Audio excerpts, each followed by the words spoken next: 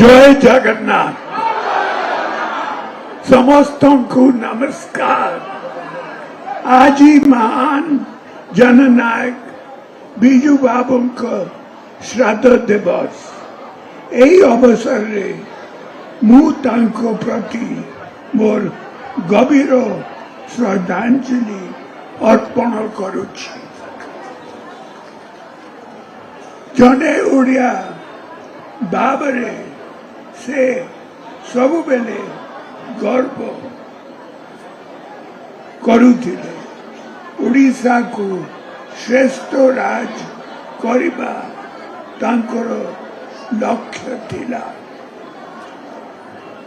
तांको आदर्श रे बिजू जनता दल सरकार 2000 रु 2024 मध्य बिजू बाबू को स्वप्न को साकार करबा पाई अनेक पदक्षेप नहीं थिला। एही समय मध्य उड़ीसा रे विभिन्न क्षेत्र रे बहुत भलो काम होइथिला। उड़ीसा नेशनल और international recognition Madhya पाइथिला। Nowadays, some people are making a deliberate attempt to demean the contributions and sacrifices of our great sons. Attempts are also being made to change history, but they should remember that history reflects the collective experience of a nation over a period of time. It cannot be changed at anybody's pleasure. Tenu ethire samay nashto no kari vikas इतिहास रे नुआ chapter जोड़िबा पाई काम कले ओडिशार मंगल हेबो। बिजू बाबू प्रति आमर यथेष्ट सम्मान अच्छे। बिजू बाबू ओडिशार जन बरपुत्र थिले।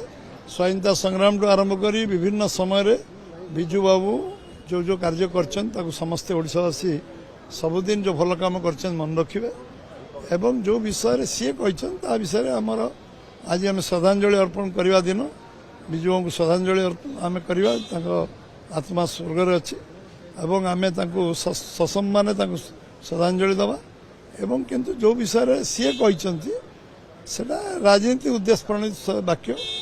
सी पूज्य पूजा ओडिशार होचे गोटे आम हाड़ मांसर पूज्य पूजा अछि। जो मैंने भल काम कर डॉक्टर हरेकृष्ण महताब हूँ गोपबंधु दास हूँ सी आम मधुबाबू हूँ आम नवकृष्ण चौधरी हूँ जो मैंने महामनीषी आम आम जो मान को लक्ष्मण नायक टू आरंभ कर जो मैंने समाज रे विभिन्न संघर्ष स्वाधीनता संग्राम टू आरंभ कर ओडिशार विभिन्न जनजीवन रे जीवंत संपर्क आज पर्यंत 100 वर्ष लोक मन रखिंट वीर सुरेंद्र सिंह मन रखिंट जनजीवन सहित थे समस्त पूज्य पूजा हवा उचित समस्त को सम्मान देवा उचित एवं एथिरे कौनसी क्या प्रति आंच आसिया उचित बिजू बाबू जो सम्मान अच्छे से अतुट ये वाक्य जड़े पूर्वतन मुख्यमंत्री दायित्व संपन्न व्यक्ति भाव में वक्तव्य दवाटा रिमार्क दवा कहवा उचित हेनी मो विचार। आम जो कथा से कहते सेटा तांको मन रे से निजे कहते किए कहूँ मुझे जानी सेटा उचित नुहे एमती जो कई एडवाइस दौता है से एडवाइजर भूल अच्छे और निजे यदि कहते रिथिंक करवा दरकार पुनर्विचार करके स्टेटमेंट देवा उचित।